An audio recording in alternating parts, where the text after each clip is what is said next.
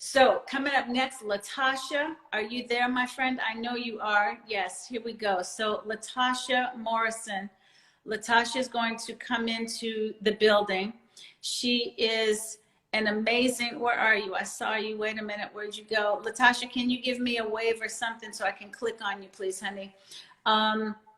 So Latasha, again, she is a speaker. She is really involved in the conversations of reconciliation. Go live. Here we go. Come on in, lady. Come on in. She is a leader. Hey, girl, tilt your camera Hi, how down you for me. doing? Yeah, I'm gonna put it down. There you are. So Yes.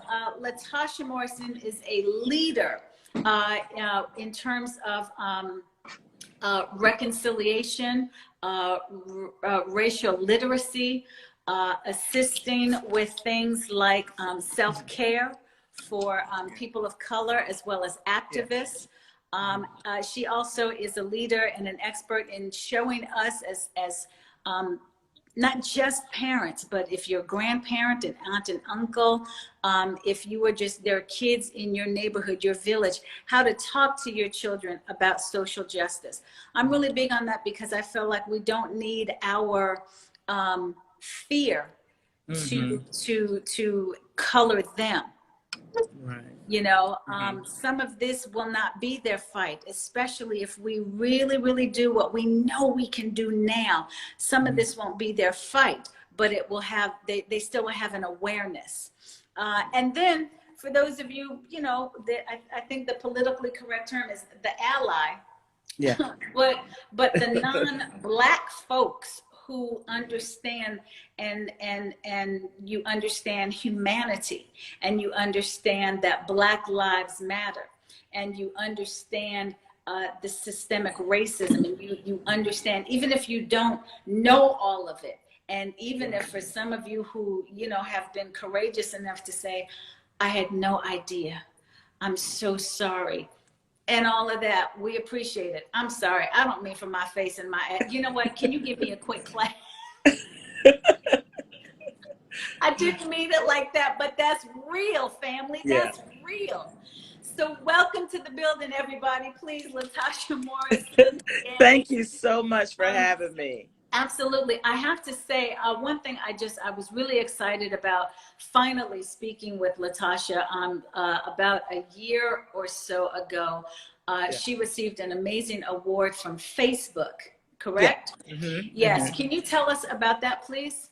Yeah, we started an online group a few years ago to help just improve people's racial literacy. I was just hearing stuff, and you know, I wanted to do my part, and so I had no idea this Facebook group that I started with 69 people would turn into one with over 60, almost 70,000 people now. And so, you know, and so what we do in there is we really help equip people, empower people towards racial equity, racial healing, and racial reconciliation. And so we are a faith-based organization, but we also do work with youth that's more value-based. What and so that with mean? Facebook, Facebook, Facebook got wind of our group. And so that we applied for a grant through Facebook to help us continue our work and to create infrastructure around the organization. And out of 5, all over the world, 5 people were given up to $1 million in grant money, and we were one of the recipients of that 2 years ago. It was we represented North America. Then we had someone for Brazil, India, and Africa. So yeah. So you're a big deal, and I'm glad to have you in the building. So good. I'm so glad you're having this conversation and using your platform this way. Thank you. Thank you very much. Thank you. Yeah. I know that there's so much to go over. You know, when you I know how busy you are. I know that today's show was just checking for you, and so many others. What do you? How do you start?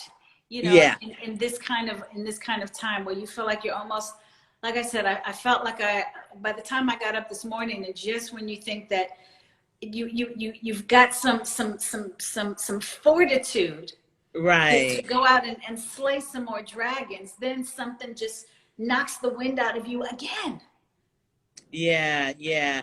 I think someone just said the name of our group is Be the Bridge. I think one of the things that we do is we create this on-ramp. Now, we're not for people that are trying to be convinced of systemic racism. So if people are not like, hey, this, systemic racism exists, and we're more for people who are saying, hey, I know this exists. How do I become a part of the solution? What do I do next?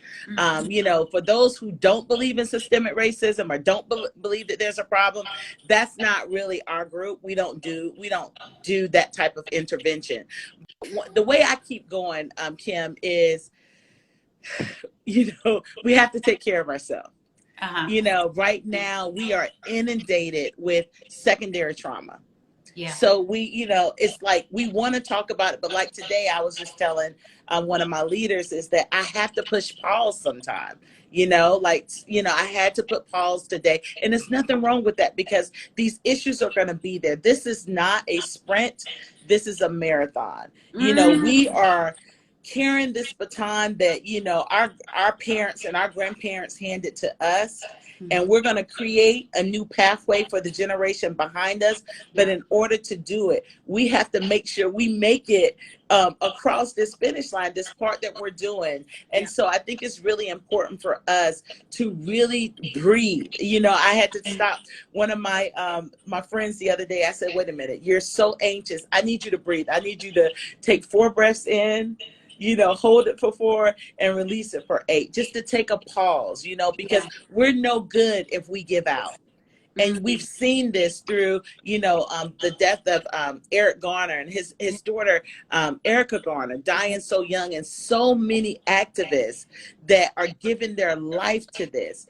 But also on the other side of this, we're not taking care of ourselves. And so I want us to rest, because rest is resistance. This is going to be here. Rest is resistance. And so, and I think our ancestors had this history of that, where, and I see this demonstrated a little bit, where we're fighting for justice. We want to see justice restored. But in the midst of that, we can also have joy. And joy is important. And think about that.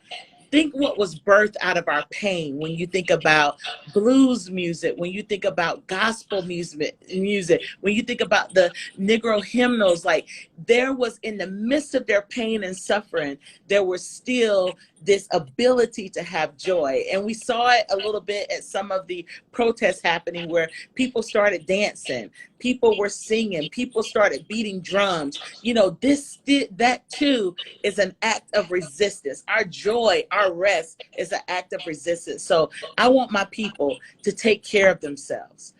Do some mental health check-ins with people that you're accountable to. There's different things that you have online. And we also have done some stuff for people of color in our group, where we had a whole conversation with a woman that wrote a book called Healing Racial Trauma. It's a real thing. And so I will advise people to turn the news off sometimes, even if it's just like, I'm going to take 15 minutes a day to recenter myself, to meditate, to pray, to read, or to refocus, and to breathe. And that's what I want to encourage our people to do. I want you to protest. I want you to go out there and make your voice known. But I also want you to take care of your heart and take care of your mind and your soul in the process. I received that first and foremost. I received that. I feel like there are times when, and can you speak to this area of the guilt that you feel? There are times when I feel guilty. I remember when I was in a car crash right before my 21st birthday. And the friend that I was with, who was driving, it was a head-on collision, and my friend was killed. And for a long time, I felt so guilty for living. And his mother said to me, don't you dare feel guilty for living. And she was so She was such a healing agent for me in that Mm-hmm. moment to Mm-hmm. understand the course that her son's life had taken, and that it had run in as she perceived its course. He came Right. and he did what he was supposed to do, and he was who he was supposed to be, and Mm-hmm. then he lives on in legacy. But she said, you know, she really encouraged me with that. But for those of us who feel, thank you, someone called it survivor's guilt. Yeah. Yeah, exactly. And yes, thank you for someone who just said, and yes, let's not forget, we're still dealing with the virus. We're Yes. still dealing with that. Yes. And the Yes. guilt from that, survivor's guilt. What does one Yeah. do with that? Yeah, yeah. I think, you know, one of the things that's important for us, you know, especially we're in the midst of all of this, in the midst of a pandemic, Yeah. you know, and so we, you know, we may feel that guilt, but just understand the way I do it, Kim, is I create this thing where I say I cannot, because I feel overwhelmed, Yes. and I'm like, I cannot do everything, Mm-hmm. but these are the three things I can do. Mm-hmm. And so what are those three things that you can do? And you focus on those three things, and you just do the next right thing. And so, and it's like, and that to me keeps me accountable, but it also, our activism is going to look different. What you're doing right now is activism. Yes. You know, that Mm-hmm. looks different for maybe someone that's out marching, or someone Right. who's making calls. There's someone that's, you know, doing a yoga class that's going to help people. You know what I'm saying? There's Right. someone that is drawing, that's, you know, that's using their activism in art, you know, or someone that's writing music, you know, like we all play a role, but we have to realize that our roles are not the same. Yes. And we have to respect everybody's role. Don't expect everyone to be doing the same thing. Don't judge everyone. We got enough that we're fighting against, that we don't have to fight against each other. That's right. We have to lift each Amen. other up. Yes. Amen and amen. Yeah. Yeah. I find too, and I'm sorry because I know I got to you late, so I appreciate the time. And if you're just joining us, the beautiful spirit, the beautiful, amazing soul that is just below me, right there, her, that she is Latasha Morrison. She is the founder of Be the Bridge, which is a phenomenal platform, really dealing with racial reconciliation, racial literacy, and really giving actual tools to affect change as it relates to the conversations and the actions and the interaction and engagement among people. The clouds just moved, so I got to open the shutters a bit. I got to find my light, because even in my activism, I'm gonna find my light. Okay, go ahead. So, please hold. Voila. But one of the things you mentioned, you were talking about like also being an effective ally in this, and what that looks like. And we create tools to help people do that work. But I like to call it accomplice. You know, that I think sometimes we've watered down that ally word, and I want people to become accomplices in this work, and to do on our online Facebook group, Be the Bridge. We have them to be, they're silent. They have to remain silent for 3 months. Wait a minute, because you broke up a little bit. After you said become, you said ally, but then you gave us another word. Accomplice. An accomplice. Yes, yes. And so an accomplice is someone that really, not that they're standing behind us. They're standing beside us. It's not so much as, you know, I have your back, but no, I'm gonna get to them before they get to you. You know what I'm saying? Ooh, yes. And that's what an accomplice is. They're standing in front and not shining the light on themselves, but standing there as a barrier or obstacle for things that come against people that do the work that we do. And I think just shifting that mindset on what the role is, and how that role is supposed to amplify, you know, Black voices during this time. And so in our group, what we do is we have people, when they come into our group online, they have to be quiet for 3 months. And so, yes, they have to be silent. Everybody has to be silent for 3 months. And so this right here is also an act of justice, because we want people to commit to listening and learning. We have to listen and learn during this time. And then we also teach this strategy of lament. This is a very faith-based word, but if I can compare it so that everyone's understand, is being able to empathize, you know, to sit with and to really petition. We call it petitioning God on our behalf to move. That's right. And so and then to leverage. And so that is something that we want our accomplices to do and to understand. And that's a powerful thing, you know. We want people to amplify, you know, our voices, our businesses, our talents, our leadership. And I was just talking with the young lady. I saw a young girl had created a graphic online on Twitter. And I was like, oh my goodness, I would pay, you know, I want to donate because I would love to get a copy of that graphic. It was great. And then this is a 15-year-old that created this. And so her mom spoke with her. And she's actually, she's an Asian American. And she actually came back. She's Asian American. She's biracial. So she's Asian American and white. And she came back and said, I don't want to take any money for this because I don't want to make money off of Black pain. She said, give me your email. This is a 15-year-old. Wow. If a 15-year-old gets this. Yes. That's what when I'm talking about an accomplice, that's what an accomplice is. You know, I'm not trying to make money off of this unless I am donating it to a, you know, a Black-led organization, you know, doing this moment, whether I'm lifting up and amplifying Black leadership and Black voices. And that's what it's about. You have to decenter yourself. An accomplice decenters themselves. And they're pointing to Black people, and they're coming alongside and helping us gather, you know, the white people that need gathering. Right. Or collecting. Yes. You know? Yes.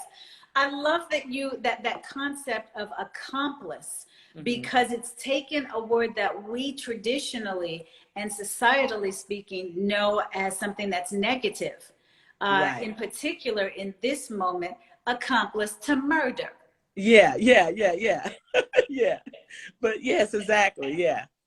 Don't let me in your group yet. I couldn't be silent for 3 months. Listen, but we have online and offline groups. So we have global groups. People kind of gather online and then they get connected to form groups offline. And so we've created a discussion guide to help people walk through this. We also have materials that are designed just for white accomplices to help them understand white identity, white culture, white supremacy, white privilege, and all of those W's. So that they can show up in a healthy manner that's not going to be violent for people of color. So that part of the education. And Kim, let me tell you, the people in our group, you know, this is a process and everybody's on their journey. But we have some incredible accomplices that are getting it, that are trying to learn. They see it.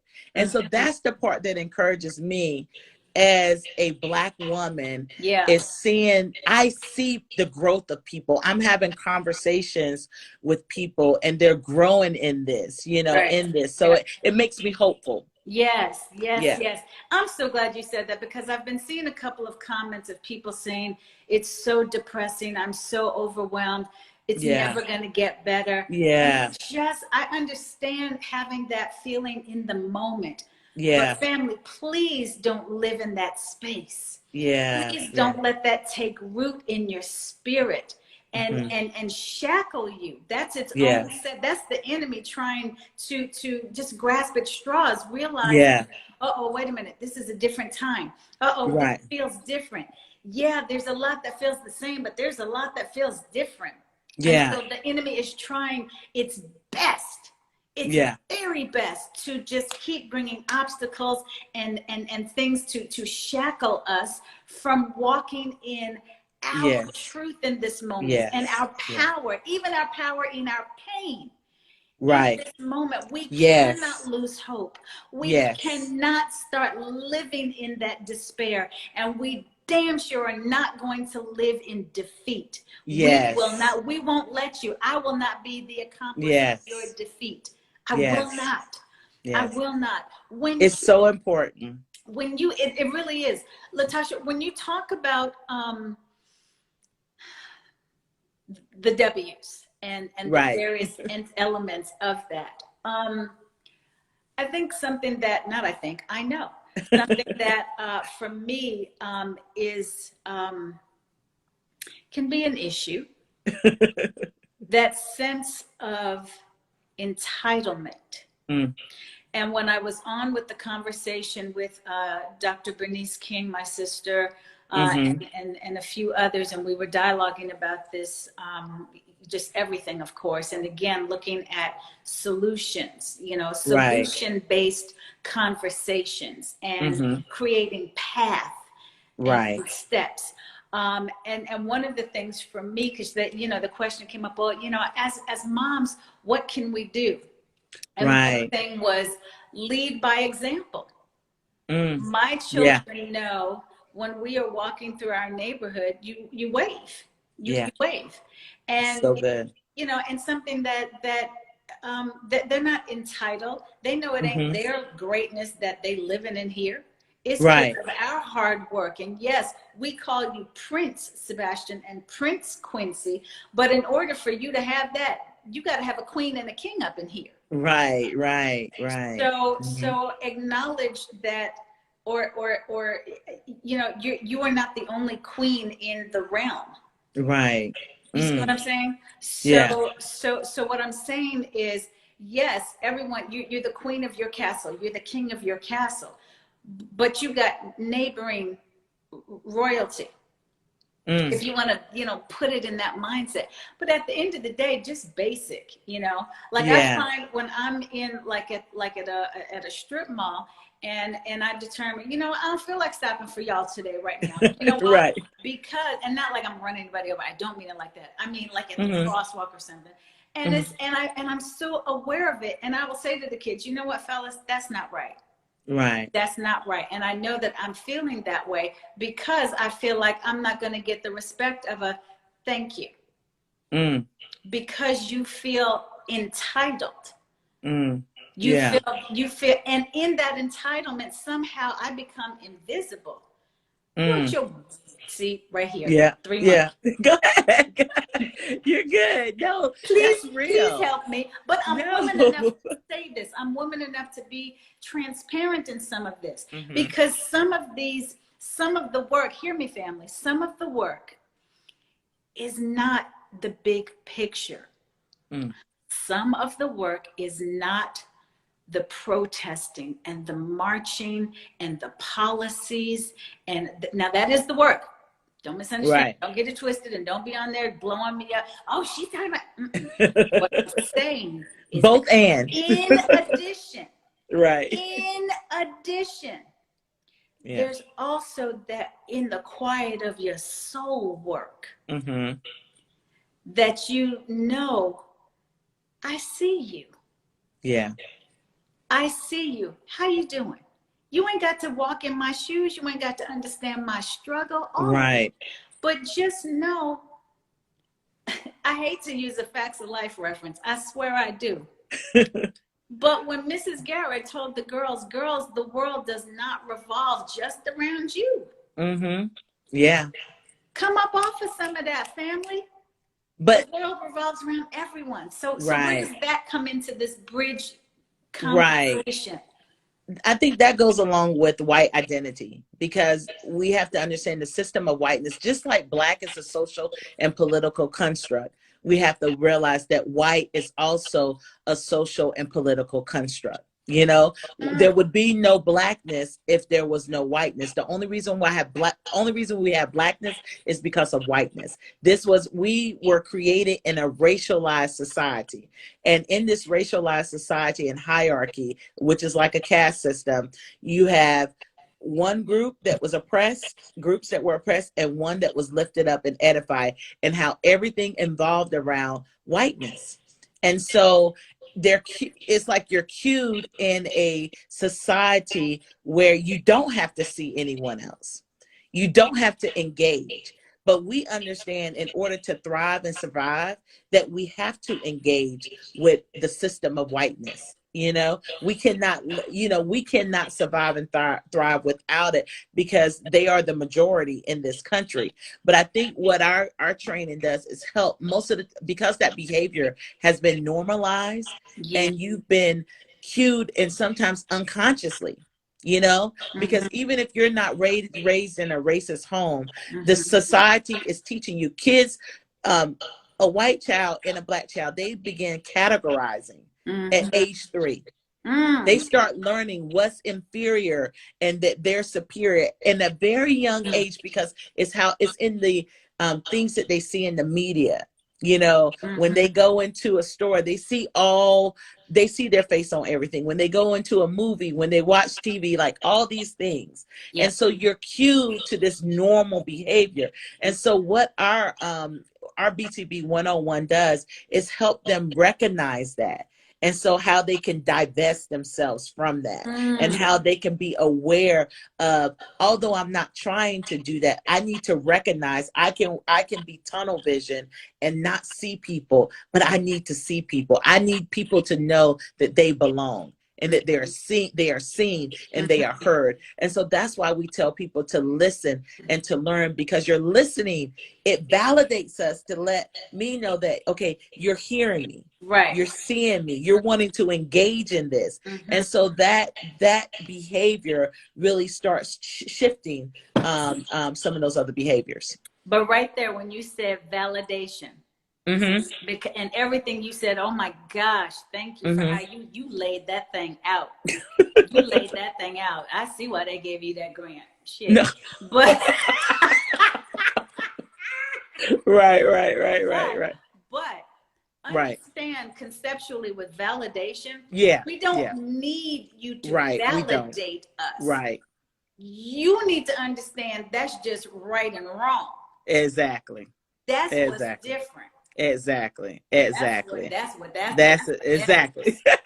Exactly, because this is the thing, and this work is so hard and it's so complex and it's so many layers, but it's the air that we breathe. Yes.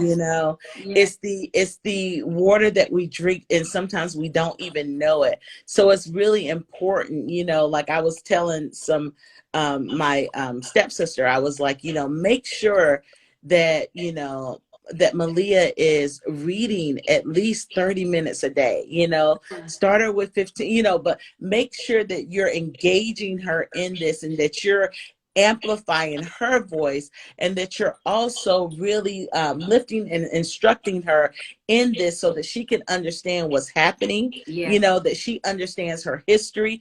Don't depend on the world to teach her. Don't depend on the school to teach her, especially with, kids having to do school at home right now. And so we just have to make sure that in the midst of this, that we're being aware of the mental capacity of our children, our mental capacity, and then also understanding that this work and this focus is not about white people. It's not about white people. And so I think that's the thing that, that we're growing in and learning every day. We want you to come alongside, but we also want you to amplify Black voices in the midst of this. And how do you do that? And so those are some of the things that we're teaching and training in Be the Bridge. We're also, we have youth programs. We have a BTB youth program. And we're also developing a guide for people of color as it relates to having solidarity with one another. Because when you look at the anti-Blackness and how it looks across the board with Asian Americans, Latino Americans, like these, because we are raised in this racialized society, anti-Blackness is at the root of white supremacy. It's at the root of this racialized society.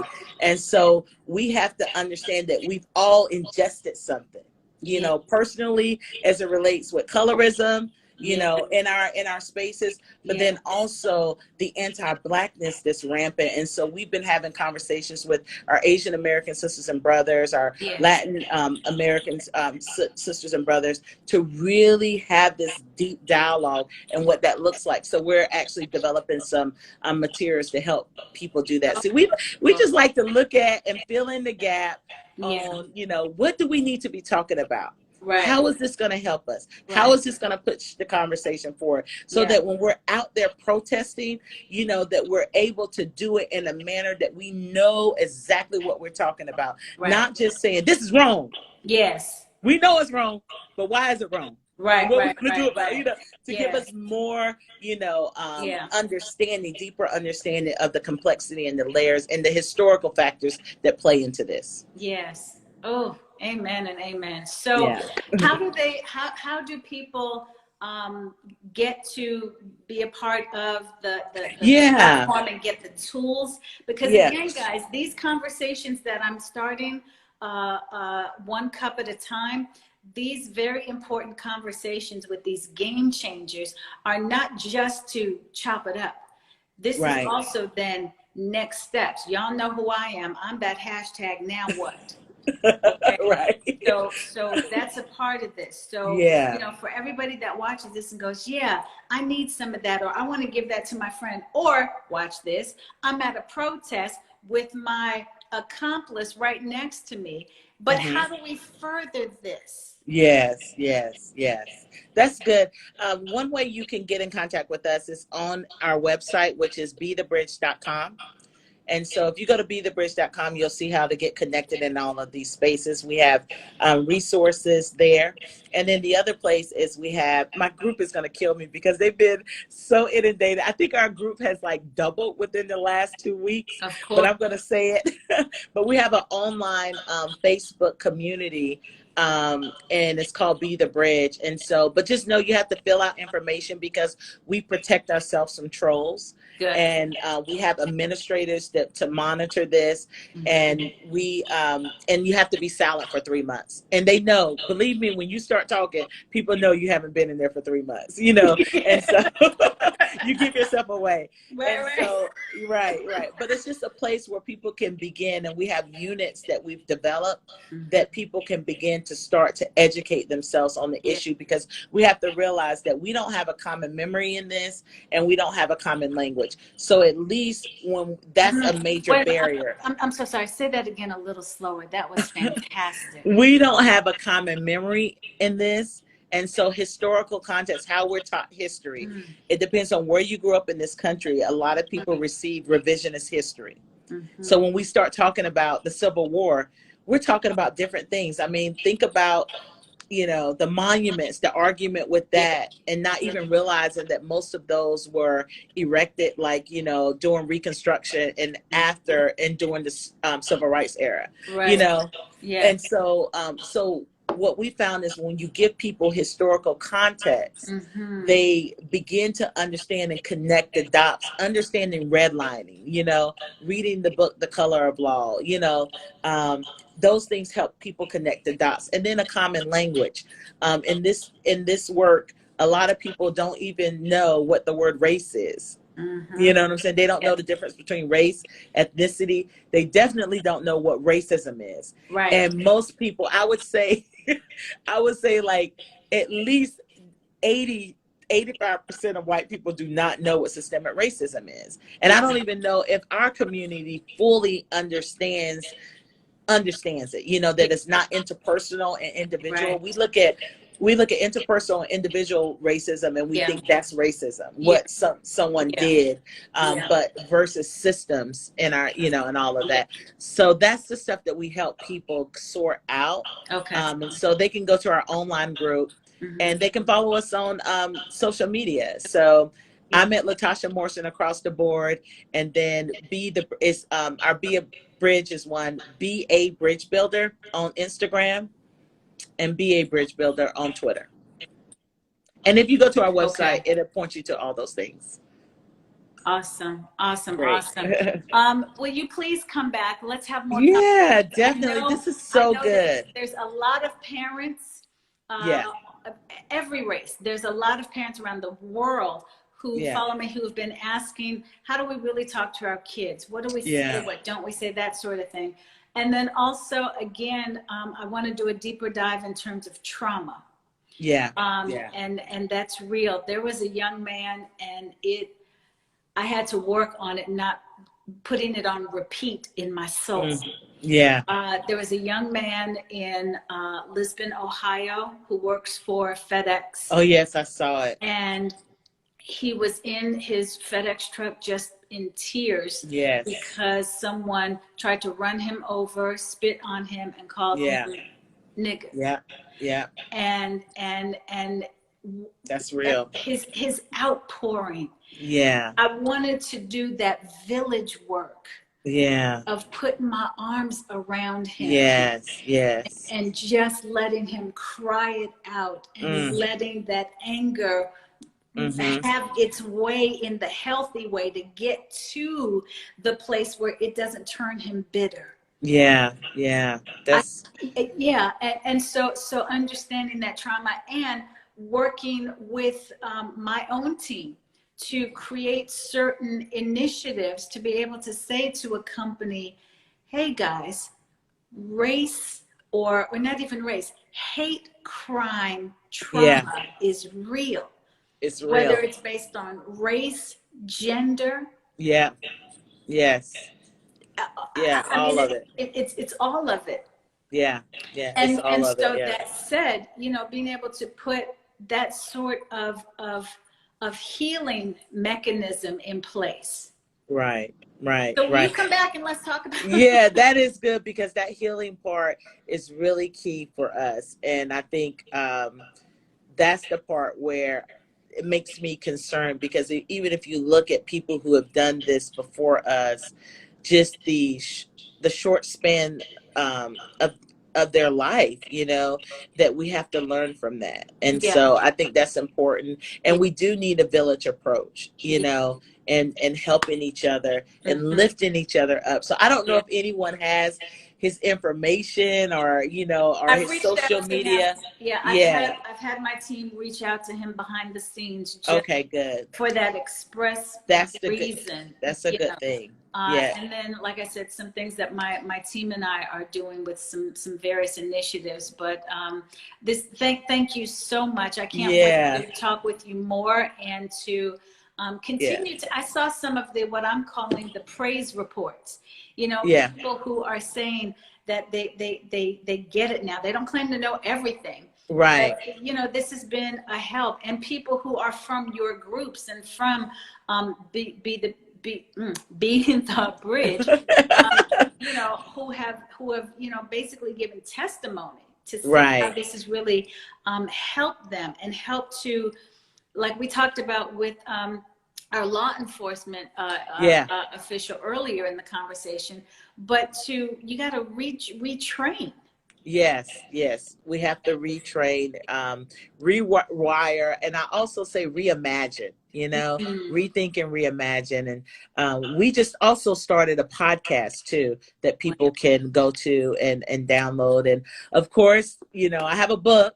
And so if you want to know more about what we do and who we are, there's a book called Be the Bridge. It's I think it's back in stock, but I mean, think about this, Kim. The top books on Amazon and on the New York Times list were all books on racial healing and anti-racism work. That's incredible. This is a new day, whether people want to realize it or not. And I will just say this as we close, that the resistance we're not the resistance. We are the norm. This is how the world is shifting and changing. What we're seeing now is a shift happening. Yes, a shift. And on the other side of this, that is the resistance.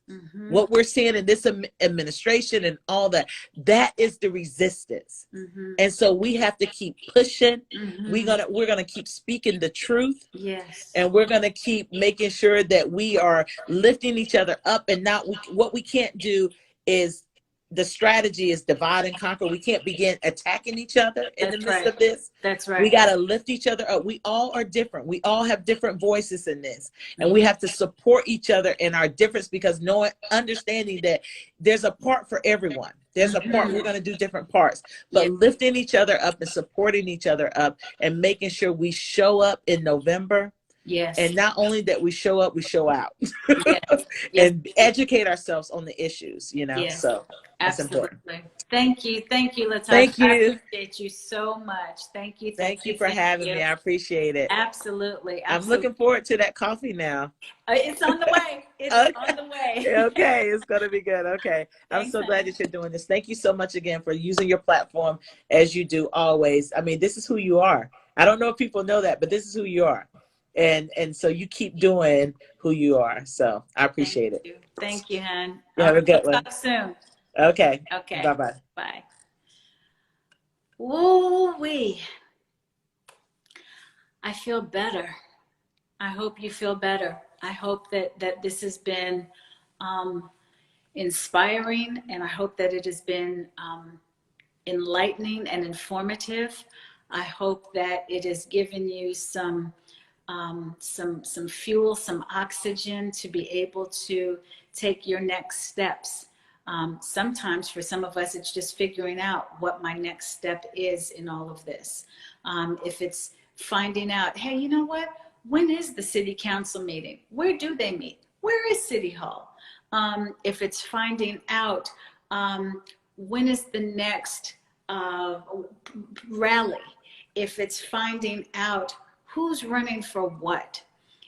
If it's finding out, how do I learn what the policies are so that I can say, I would like this to change at the next meeting.